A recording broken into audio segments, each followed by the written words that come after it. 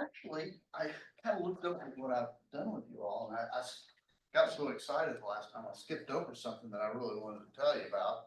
So, but actually, the order doesn't really make any difference, which is good. Let me start with this. So the number will look strange because I didn't do it the first place. The last thing I left you was with this equivalence of UFDs. UFD if and only if every non-zero prime ideal contains a non-zero prime element. But we'll get to that in just a moment. But this theorem is actually very important because it characterizes saturated multiplicatively closed sets. Let R be immediate ring with identity and S and R a subset.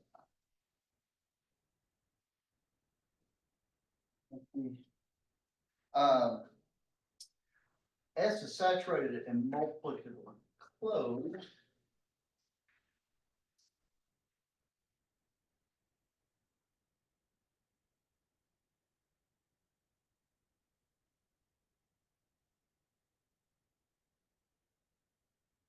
And I actually mentioned this sort of via example earlier.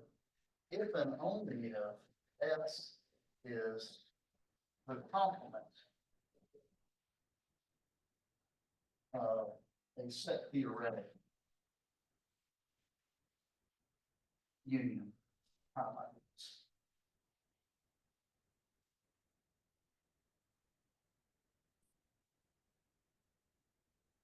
And once again, you'll see this kind of multiplicative, this earlier stuff that we did come into play here.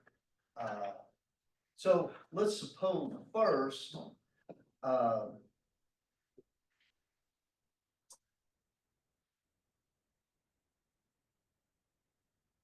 suppose first that S is multiplicatively closed and saturated. So it's a multiplicatively closed set and it contains all its divisors. We need to show that the complement of S is a union of prime ideals. So let's suppose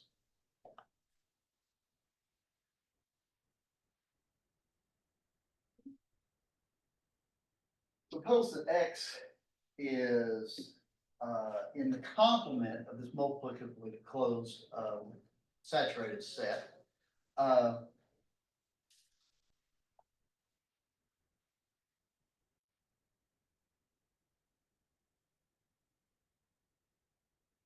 Then the ideal generated by X intersect S must be empty, because if there's something in the principal ideal generated by X, it's also an S, call it Rx. Well, S contains its divisor, so it would have to contain S, right? So the saturated property guarantees that this intersection must be empty. Right, okay with that? And so, what do you think might be coming next?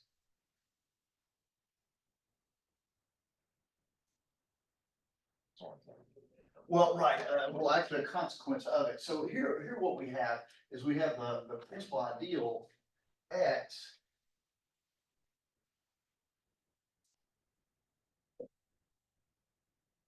This ideal, this principal ideal generated by X, because it is this multiplication of a closed set. And so I can expand this. We can expand this to a prime. Px, we'll say. This is X. So we can expand.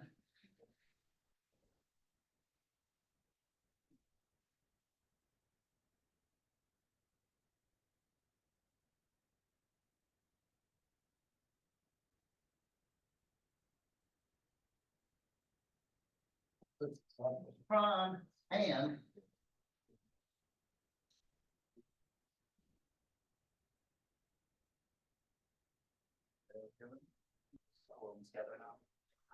in a sense, that's what we do, because notice that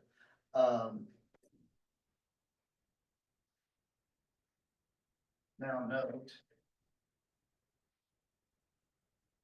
Oh, look at that hydrogen line and everything now.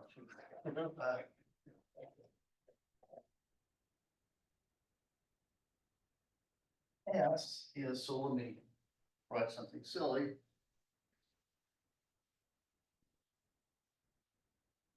Right, it's the union of everything that's not in S, which is contained in the union.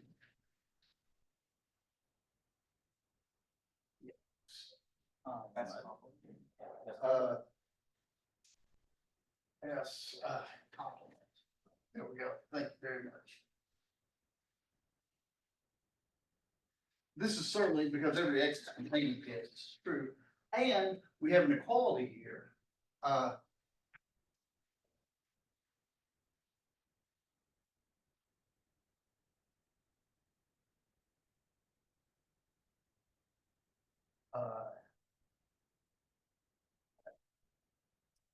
So there is, so now we have that the complement of S is a union of prime ideals. On the other hand, so in a certain sense, I consider this sort of the easier part of the proof, but I think it's worth noting because it shows the interplay of multiplicatively closed and saturated. Other hand, suppose that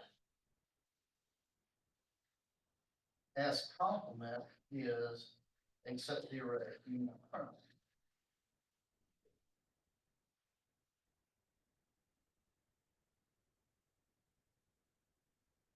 So, suppose now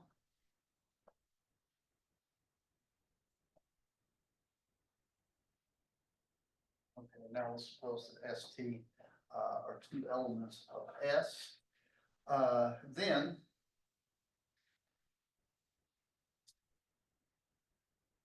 neither S nor T is in any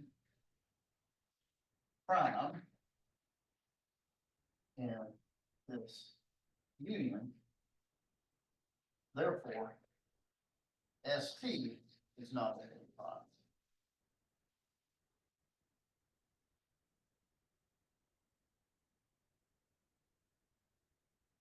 And there I'm using the fact that these ideals are in fact prime, right?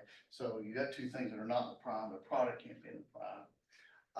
So ST is in S. So in particular, it's multiplicatively closed.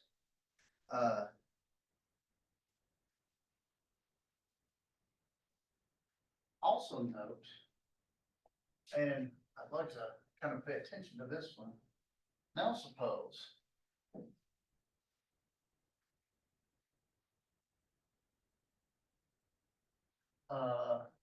ST is in S, right?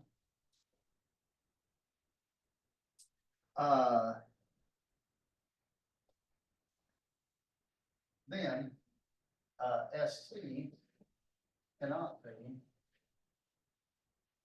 in any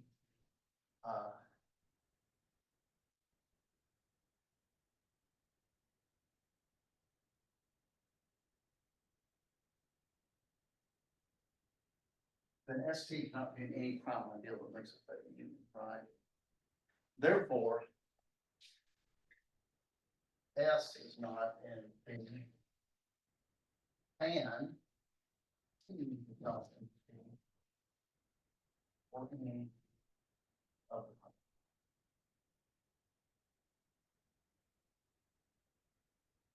the. Hence,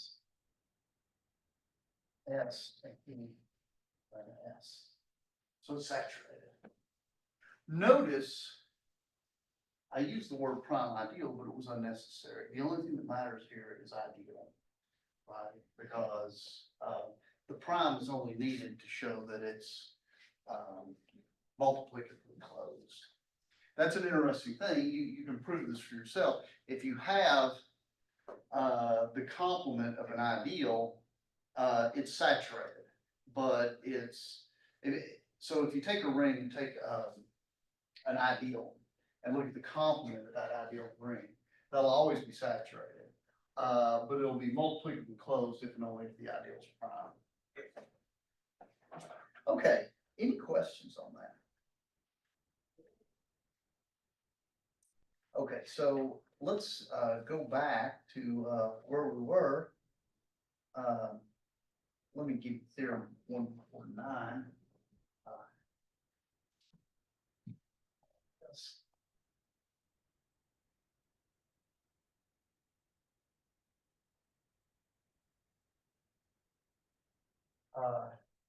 Let on the following are equivalent. One, R is a UFD. Two, every prime, let's say every non-zero prime. R contains a non-zero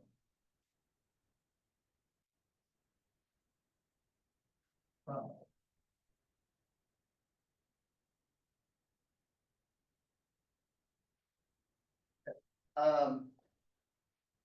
So in the course of this course, if you will, the notion of UFD has evolved, right?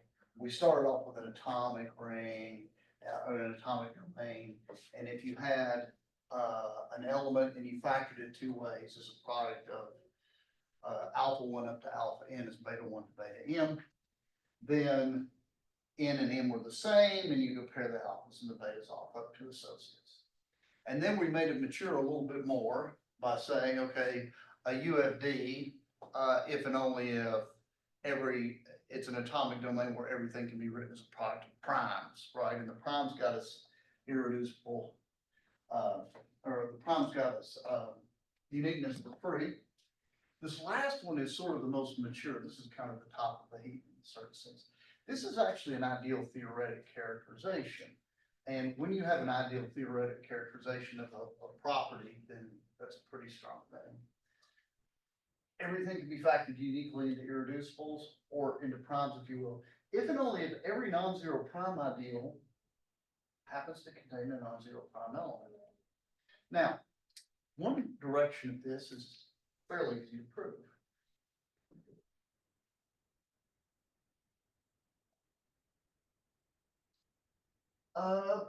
Suppose that you have a non-zero prime ideal. Okay, so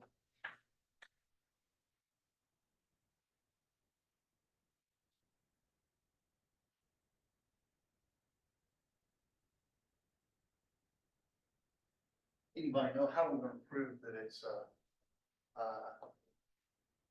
well, so we know it's UFD. How are we going to prove that that contains a prime element? Yes. Since it's not zero, there is an x different from zero in P, that number factor into primes, and then one prime must belong to P. Okay. Because it's a non-zero prime ideal, it has to contain a non-zero prime element, and because it's UFD, R, we have X equals P1, P2, Pn, or Pi prime.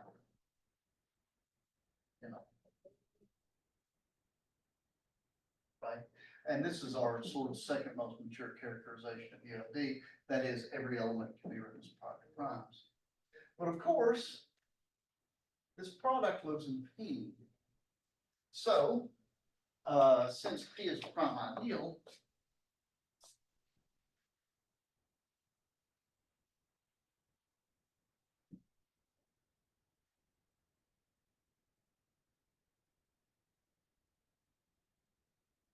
this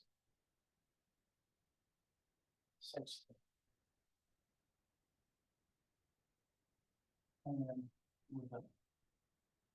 So my non-zero. So that was pretty easy, wasn't it? Right? That wasn't too bad at all. So the other one must be the one with teeth to it. So, for the other direction.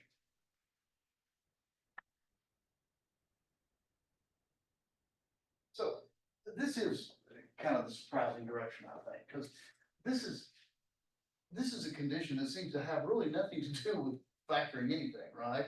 So you have, okay, every non-zero prime ideal must contain some prime element in it, right? How is this going to give me globally, unique factorization? Well, let's suppose now,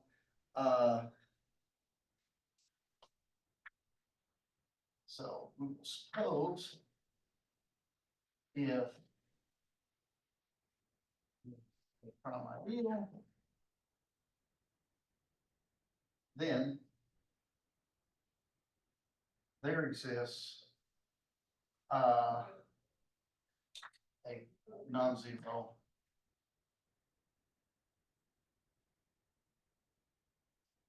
any ideas on what a strategy might be to show that somehow this gives me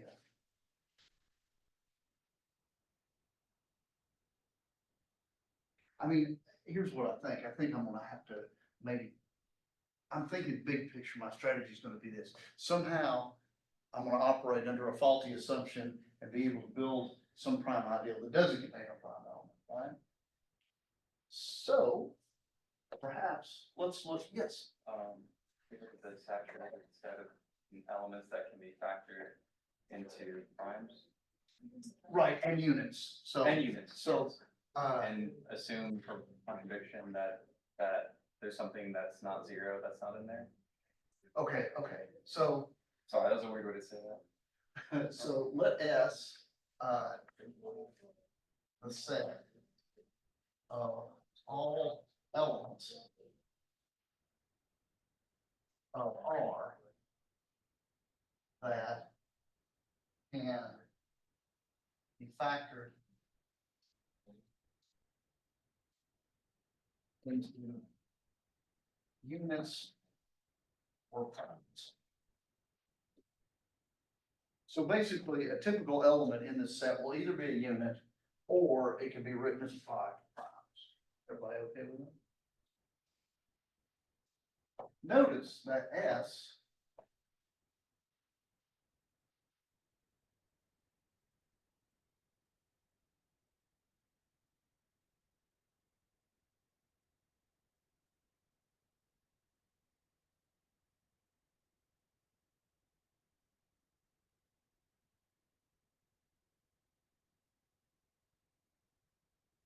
notice that S is a saturated multiplicatively set. Let me take you through it a little bit on this. Is it clear that it's multiplicatively closed? Because if you have two products of units, then multiply them together, it's a unit, right? If you have a unit and some primes, then it's a product of primes. And if you have two products of primes, it's a bigger product. Everybody okay with that? So it's multiplicatively closed. Why is it saturated?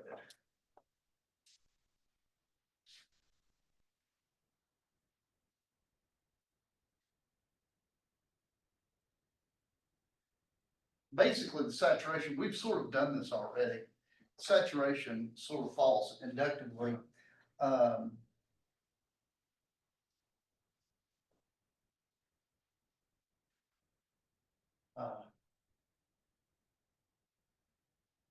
Hence, the multiple closed.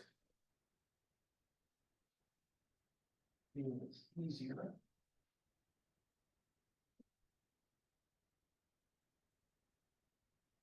Saturation follows from earlier.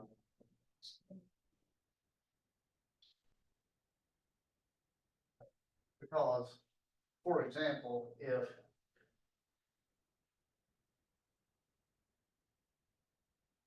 maybe you guys remember what's doing this. Notice if A, B is a product of units, then both A and B are units, and so you get saturation that way. And if A, B is a product of primes, do you remember how we did this before? P1 has to divide one of these, and we just keep dividing out until you get down to units, right? So is everybody on board with this being saturated multiplicatively closed set? Okay. So our aim to show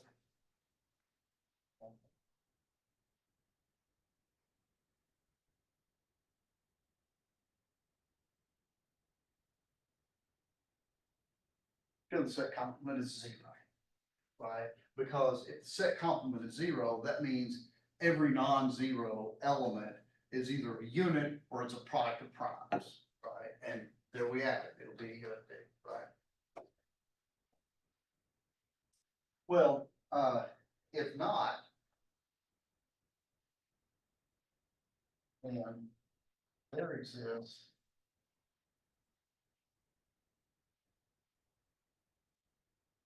So not to be pedantic, but S is the set of stuff that's products of units and non-zero primes.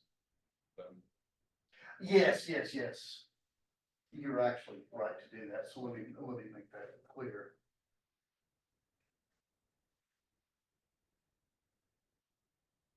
Or you can say non-zero. Yeah, because in a domain, 0 will be prime, so let's be careful, let me be a little bit careful here.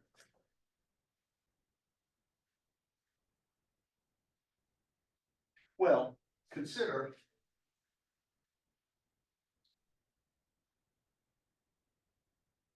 um,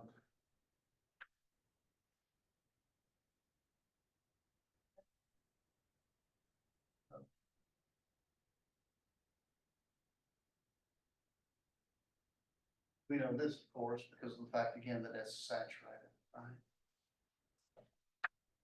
So there exists Px containing the ideal generated by X such that Px intersect S is empty. Therefore, there doesn't exist a prime element, a non-zero.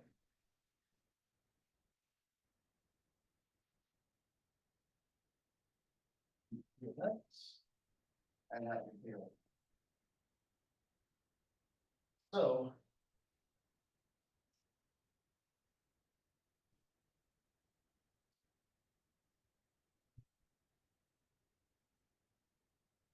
Because what we've shown is this this set of elements, where everything's either a unit or can be a product of primes is everything except 0.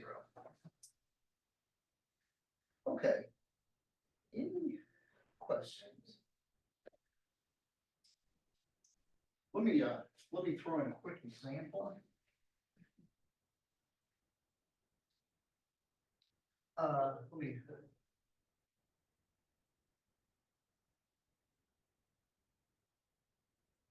Consider V-6. This is the ordinary module. Z module 6.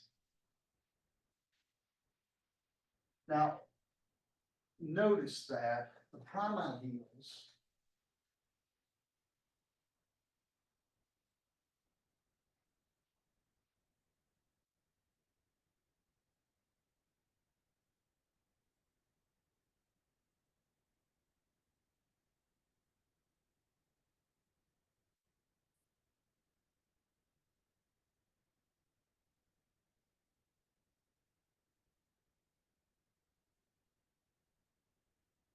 this is an exhaustive list of prime ideals of this. There's only 2 of them. And notice that they both contain a non-zero.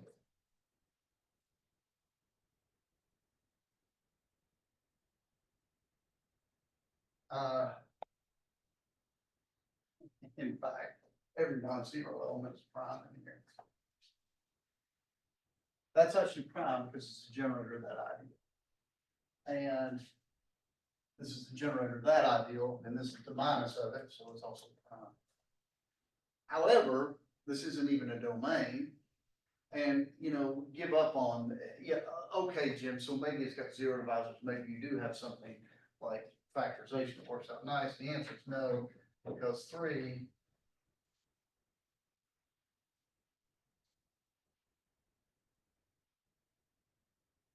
that's a nightmare. Right, yeah, that's a big fat problem.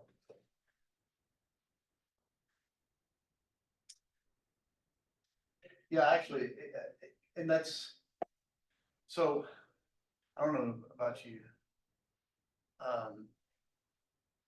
Madison, did you go to grade school in Tennessee?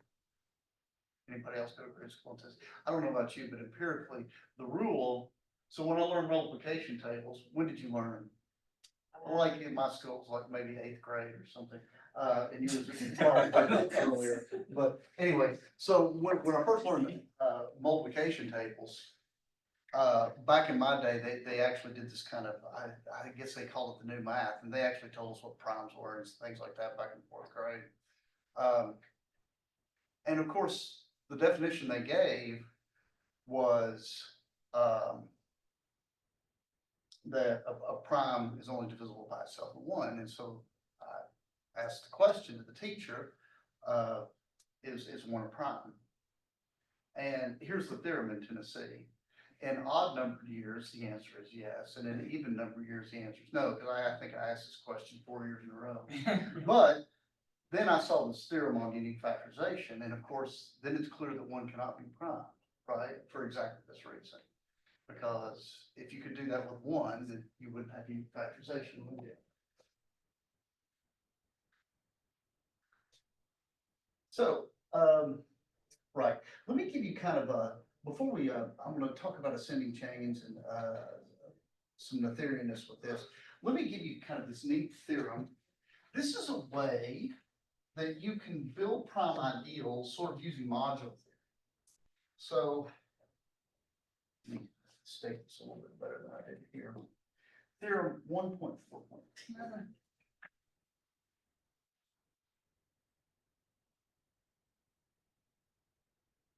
Let A be an R module.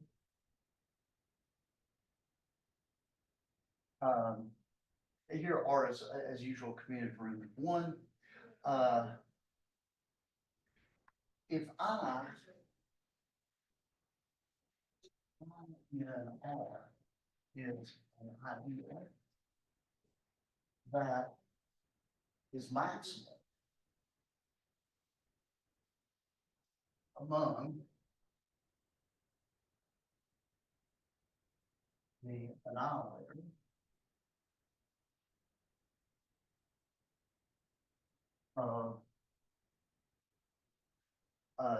of non-zero elements of A,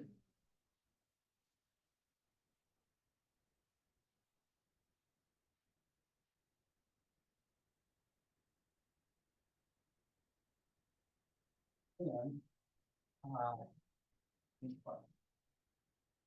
so if you have an ideal that is maximal among annihilators of non-zero elements of A, then it must be prime. What an annihilator is, it's actually an ideal. It's a collection of things that kill a non-zero element, in this case, a non-zero element. Just any non-zero element. Yes. Okay. So let's look at the proof here. And this, I think the proof will help explain a lot of stuff here.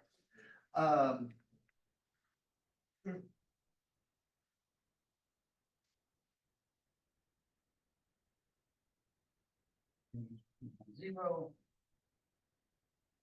and I, but I'll be the annihilator of A. Sometimes I'll use that notation. And this is the set of R and R such that R A. So it's just a set of everything that happens to kill this element in a module. Yes. We shouldn't use another letter because I is already taken. What did I do here? I is an idea that is maximal among the check. Oh, but I'm gonna assume that this is, yeah, so, yeah. And after I make the thing, I did instructions, but I want to. Let me just construct this over here. Let I be such a maximal annihilator.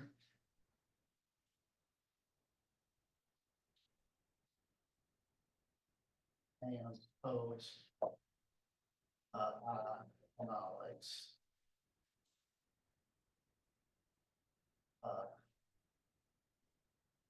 the non-zero element module.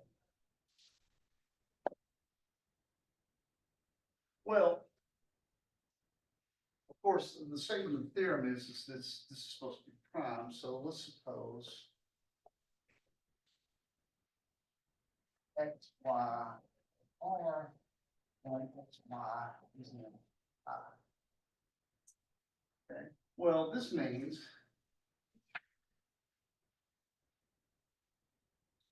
suppose x, y is in I, and assume y is not.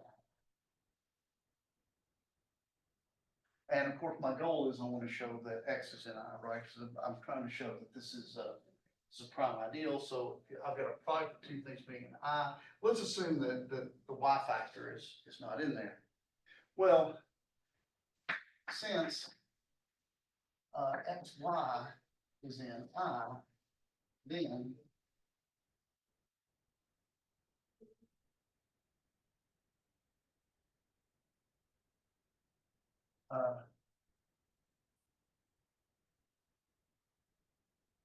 zero and y a is not zero, right? Because y does not annihilate a. Hence, x annihilates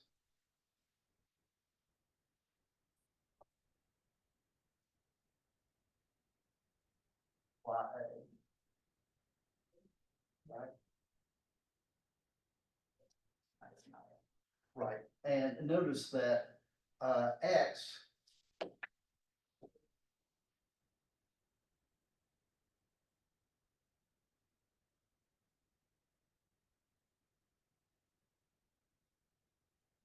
notice that anything kills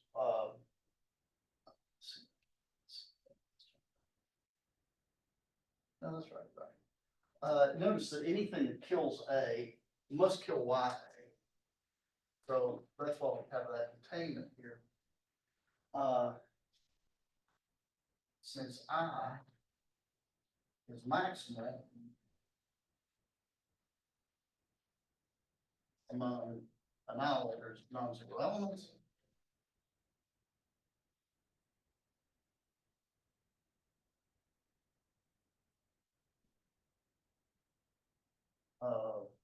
A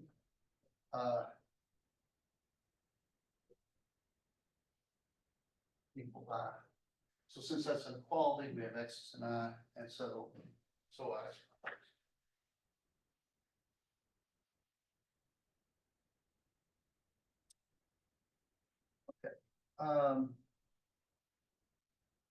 Any questions?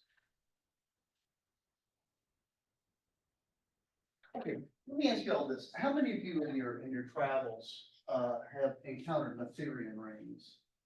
Ever heard of that? Named after Emmy Noether, who I think is my favorite mathematician, probably. So I think this is kind of one of the brilliant things where, you know, you have properties for ring, right? Some of them might be more important than others, and recognizing that is good. This is actually, this seems like, why would this be important? But we'll tie this in here. Proposition. I'll put this in terms of result. Let R be a commutative ring with identity. The following conditions are equivalent.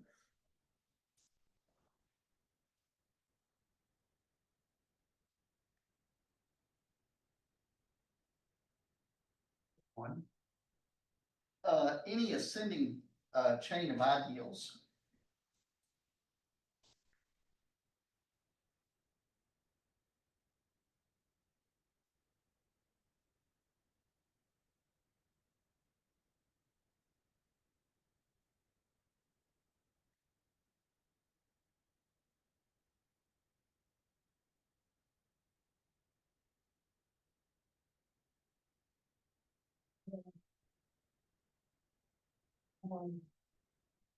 statements.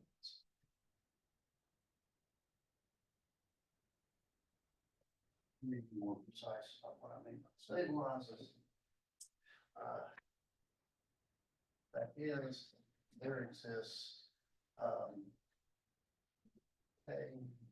number such that, I, A equals I, A plus M, all M. So in other words, there's some point where this stops getting bigger and just stabilizes the same ideal. And two,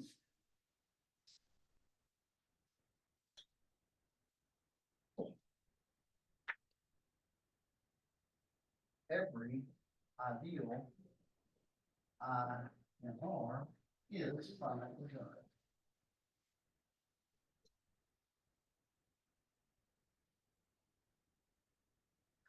And this is big, right? The ascending chain condition on ideals means that every ideal is finitely generated. And what makes Noetherian rings important, one of the many reasons, is the finiteness condition, right? And you can do computations and stuff, not in some like you can't in some wacky rings where you've got very, very large ideals.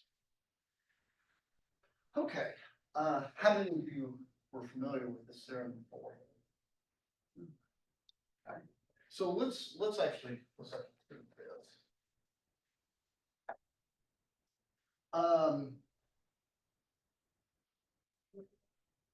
So what you have is the ascending chain of ideals. You want to show that every ideal is fine. Any ideas on how we do that? Can do the counter positive.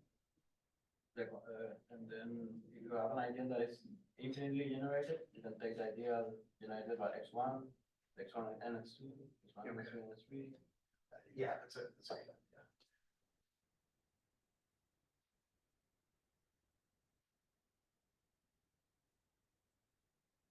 Well, that'd be an ideal. All right. So let us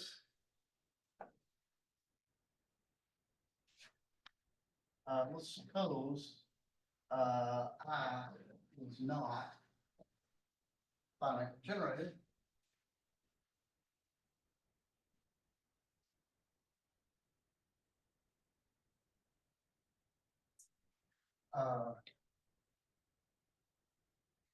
So choose x1 in I, not 0. Since I is not finitely generated, and certainly it's not generated by x1, there exists x2 in I minus the ideal generated by x1. If this were not true, then I would be principal, right? And this ideal has no principles. Again, there exists x3 in I minus. Because were this not the case, then I would be generated by just these two elements and so forth. Dot, dot, dot. This is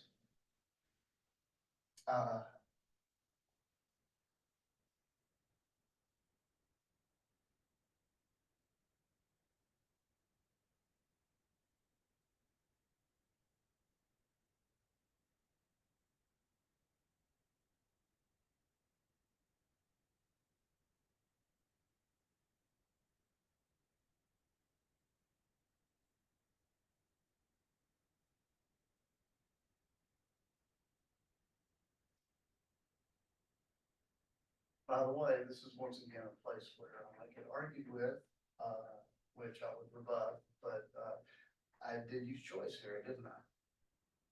Right, because you have to make decisions. In fact, there are some interesting theorems on connecting these two up, and when you can and can't do things without choice. You need choice for a lot of these kind of standard connectors. How about the other direction? Yeah, since I already believe that community rooms of identity have a maximal ideal, I am going to embrace choice wherever I feel like it. Okay. The other direction, we need to show that if every ideal is finitely generated, then any ascending chain must stabilize. Okay, how about that one?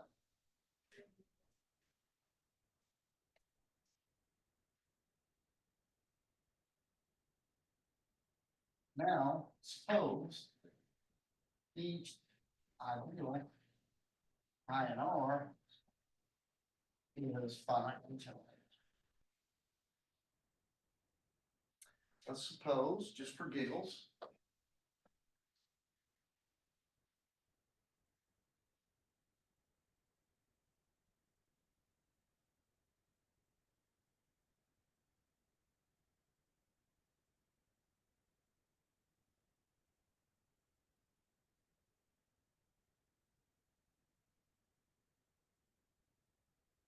oh, we got that chain. And the union is still an ideal. It has to be Good. finite. Gotta love change, right?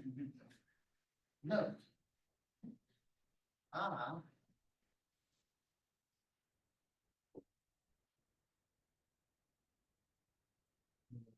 An ideal.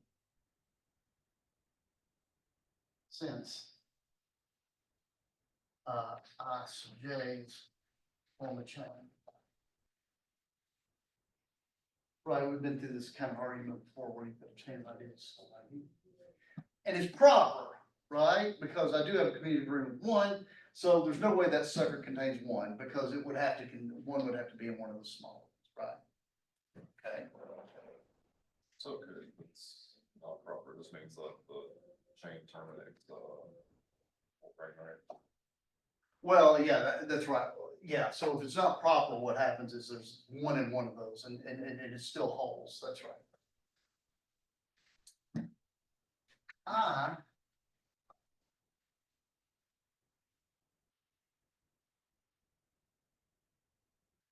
This union is finitely generated. Right, remember that? And because I'm a lazy man, I'm gonna change that to M, right?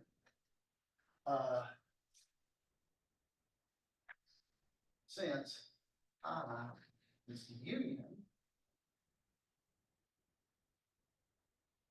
there exists in the natural numbers such that x1, x2, xn, m, then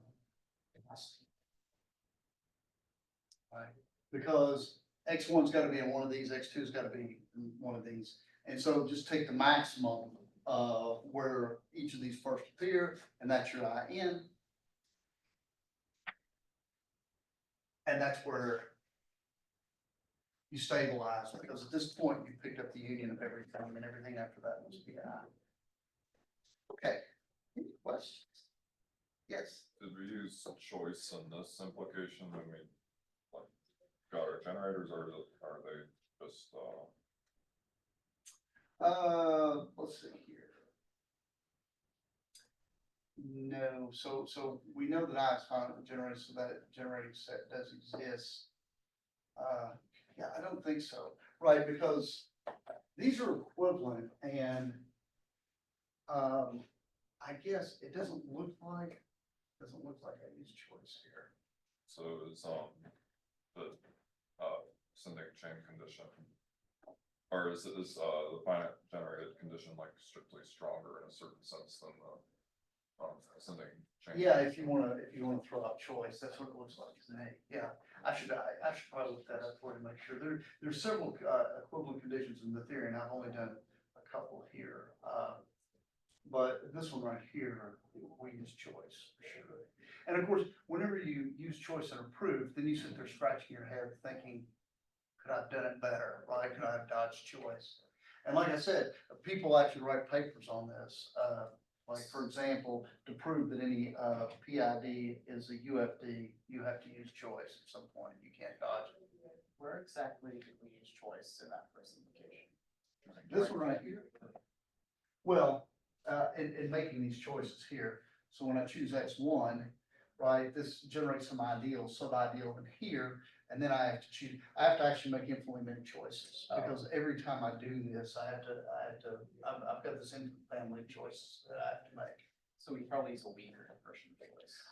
Right, so now we can get really in, right, there are these things like countable choice and so forth, and, I really, Why bother? I haven't snipped enough paint thinner this morning to start to mess with that kind of thing, so. I do think that the equivalence of these two doesn't require full choice, if I remember. Maybe not, like, yeah, so you mean something like countable choice or something like that, yeah. Because actually, and you can ask yourself other questions like, okay, so you've got the Noetherian condition, but the chain that I wrote down is countable, right? So can you expand this to like, when you, because certainly there are much larger chains than just these countable ones, from the definition of Noetherian. But the countable one is what you need, it's this finitely generated, and that's finitely generated is a lot better than countably generated. Right, but of course, countably generated is better than not countably generated. Now, here is a big piece of evidence that the Noetherian condition is important.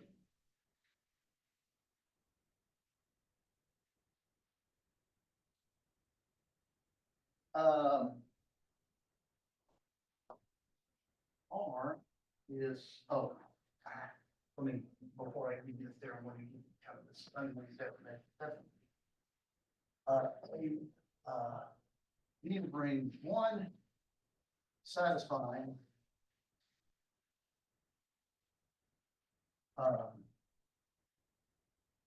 one, hence both of the conditions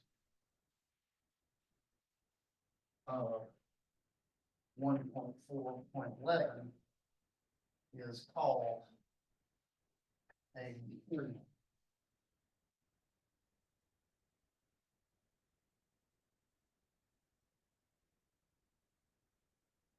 So it's called a theorem if all the ideals are finite generated, if it satisfies the ascending chain condition on ideals.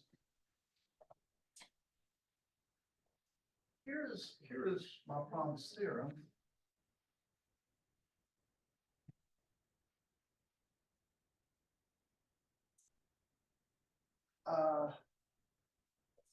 R is Noetherian.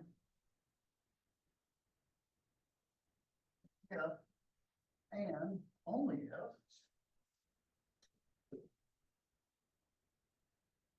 every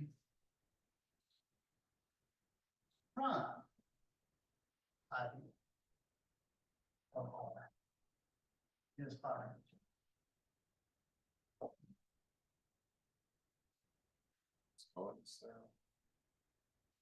I think that's right. This is super groovy cool because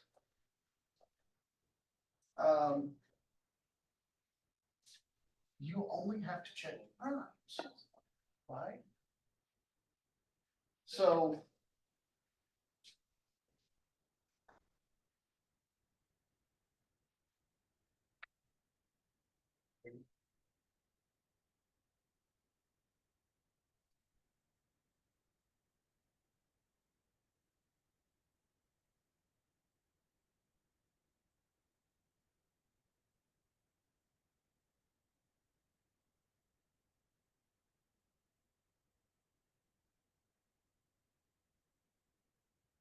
so look at this one here. Basically, a typical element of this looks like a polynomial, a square-free polynomial over F2 and these variables here. Notice this, I mod out by this. So whenever a square shows up, it's dead as egg, right? It kills the term, right? Notice that there are two kinds of elements in this rank. There are nilpotents because all the variables are nilpotent. Sums of nilpotents and products of nilpotents are nilpotent. And units. That's it. That means that there is only, the nilpotents are the intersection of all the primes. there's only one prime ideal and it's generated by the image x1, x2, x3 up to xn. Though in generators, this rings Noetherian for sure. Alright, so, you only have to check, but this has got a lot of ideals. All you have to do is check the prime ideals to see this. Of course, one direction of this is totally easy, right? Because if you're Noetherian, every ideal is generated, so in particular, every prime ideal is generated. But why is it enough to show that the primes are finitely generated? We'll talk about that next time. Any questions?